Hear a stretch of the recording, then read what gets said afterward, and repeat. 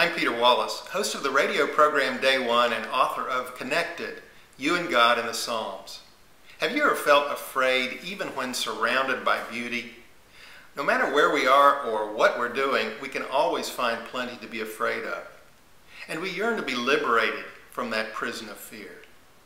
Not long ago, I was on vacation in Rio de Janeiro, and wherever you turn there, you see incredible beauty. Vast beaches, jungle-covered mountains jutting into the sky.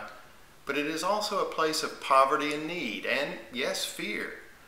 While there, a henna tattoo artist and his buddies harassed me for money and stalked me the whole week I was there. So wherever I walked in the city, I tended to look over my shoulder. I never was attacked, but on my final morning on the beach, after one last threat was made, I did discover my bag had been stolen, and I lost some cash and a cheap watch. But we don't have to be in some distant, unfamiliar locale to feel fear. We can feel threatened in our own neighborhoods, sometimes even in our own homes. So how do we overcome this fear? Well, a certain amount of concern is healthy, but if left unchecked, fear can become debilitating.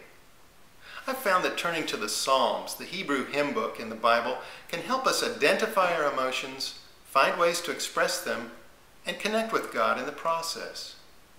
Fear is but one of many emotions reflected in the book of Psalms.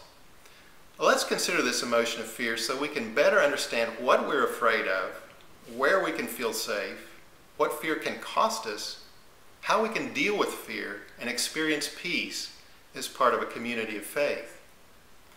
When we're overwhelmed by fear, we often think, if only we could go somewhere safe and peaceful and calm. If only we could rest in the fact that we have all the protection and provision we need. I encourage you to let the psalmist guide you to that place.